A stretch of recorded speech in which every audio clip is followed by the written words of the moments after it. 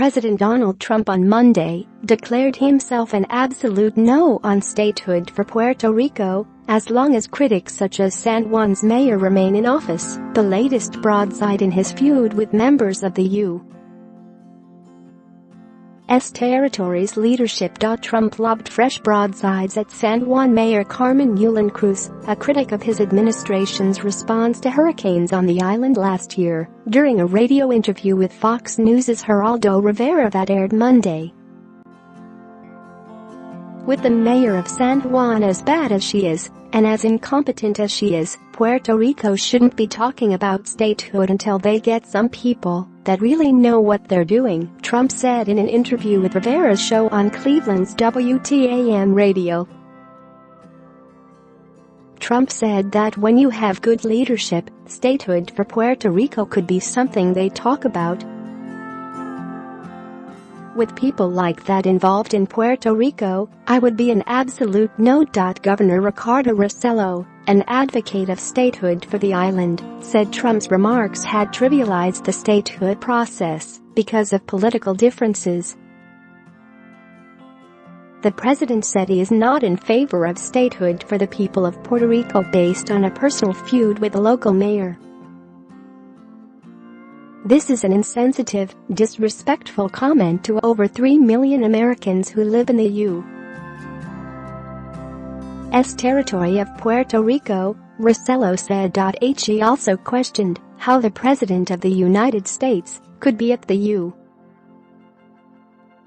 UN General Assembly promoting democracy around the world, while in his own home there is the oldest and most populated colonial system in the world.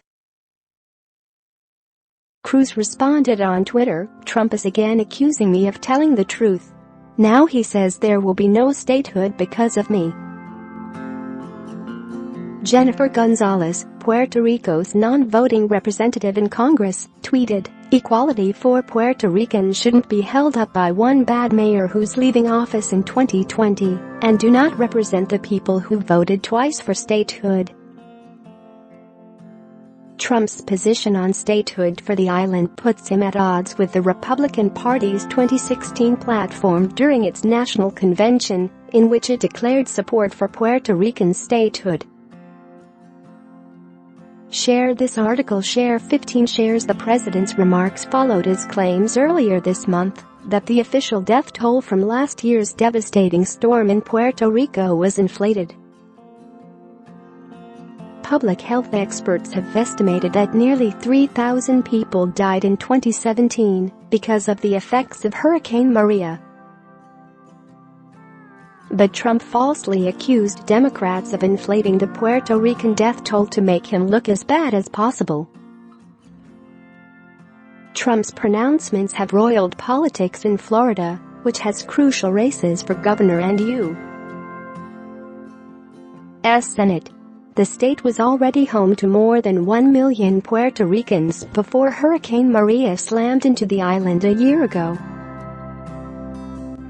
Tens of thousands of residents fled Puerto Rico in the aftermath, with many of them relocating to Florida.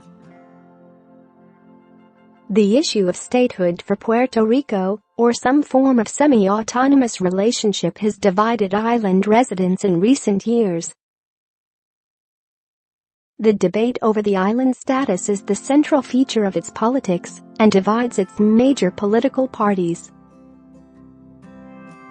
The federal government has said previously it would accept a change in the status of Puerto Rico if the people of the island clearly supported the decision. But for decades, Puerto Ricans have been divided between those who favor statehood and those who want to maintain the Commonwealth, perhaps with some changes. A small minority continue to favor independence. The last referendum, in 2017, strongly supported statehood, but opponents questioned the validity of the vote because of low turnout. Any changes would need to be approved by Congress.